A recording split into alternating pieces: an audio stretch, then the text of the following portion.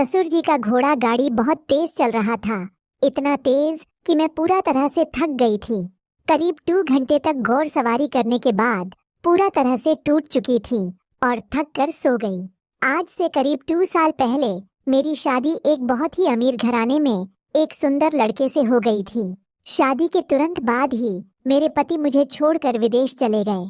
मेरे ससुराल वाले ने कहा कि वह नौकरी के सिलसिले में विदेश चले गए हैं, इसलिए तुम घबराना नहीं।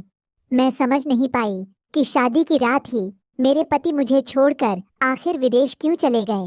मैं एक लड़की थी और मुझे बहुत ही दिक्कतों का सामना करना पड़ता था।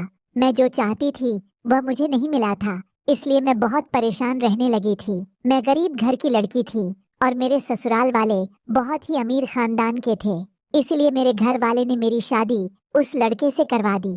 एक दिन मैं रात को सोने के लिए अपने कमरे में जा रही थी तो अचानक मुझे ससुर जी के ऊपर नजर पड़ती है, जो एक घोड़ा गाड़ी चला रहे थे अपने पत्नी के साथ। उनका घोड़ा गाड़ी देखकर मेरे मन में भी बहुत से सवाल उठ रहे थे कि आखिर मैं घोड़ सवारी कब करूंगी।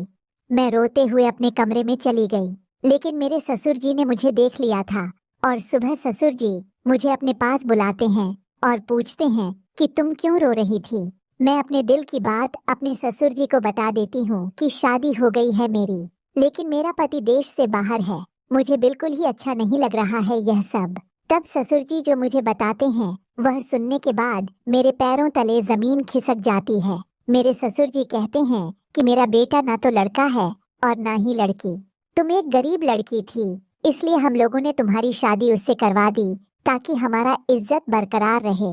लेकिन तुम चिंता मत करना, तुम जो चाहेगी वह तुम्हें मिलेगा। ससुर जी की बात सुनकर मेरी तो जिंदगी गुजर चुकी थी। मैं रात भर अपने कमरे में रोती रही और फिर मुझे अपने घर की ओर नजर आती है। मेरे ससुराल वालों की वजह से आज मेरे घर की हालत बहुत ही सुधर चुकी थी और उन लोगों की जिंदगी बदल चुकी थी। इसलिए मैं अब अपनी कुर्बानी दे देना चाहती थी और इस तरह मैं ससुर जी की हर एक बात मानने लगी थी। कुछ दिनों के बाद मेरे पति भी मेरे घर वापस चले आए। वह दिल के बहुत अच्छे थे और यह वह जानते भी थे कि मैं एक लड़की हूँ और मेरी भी कुछ इच्छाएं होती हैं, इसलिए वह मुझे कभी भी कुछ भी करने से रोकते नहीं थे। मेरे पति मुझे खुद कहते थे कि जाओ ससुर जी के पैरों में मालिश कर दो, और मैं अपने ससुर जी के पैरों में खूब मालिश करती थी और मुझे भी मालिश करने में बहुत ही मजा आने लगा था। एक दिन मेरे ससुर जी मुझसे कहते हैं कि चलो फार्म हाउस में, आज मैं घोड़ा गाड़ी चलाऊंगा। यह बात सुनकर मैं बहुत खुश हो जाती हूँ, क्योंकि इतने दिनों के बाद आज पहली बार मैं घोड़ा गाड़ी में बैठने वाली थी। ससुर जी मुझे घोड़ा गाड़ी में बैठते हैं और करीब 2 घंटा तक बेइंतहा गाड़ी चलाते हैं। इससे मैं पूरी तरह से थक जाती हूँ।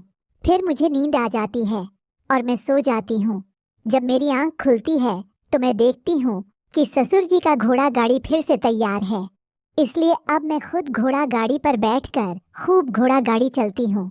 मुझे बहुत ही मजा आता है। मुझे वह आनंद मिलता है जो मुझे कभी नहीं मिला था।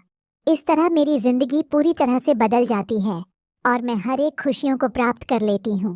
कुछ दिनों के बाद मुझे डॉक्टर ने एक खुशखबरी सुनाई कि मैं माँ बनने वाली हूँ। इससे मैं बहुत ही ज्यादा खुश हो जाती हूँ और मेरे घर वाले भी बहुत खुश हो जाते हैं। मैं अपने पूरे परिवार वालों के साथ बहुत खुश रहने लगी थी। इस तरह मैं अपनी जिंदगी को बर्बाद ना करने का अच्छा फैसला लिया। आपको क्या लगता है कि यह मेरा फैसला कैसा था? क्या मैं कोई गलत फैसला लिया या सही? आप हमें कमेंट में जरूर बताना।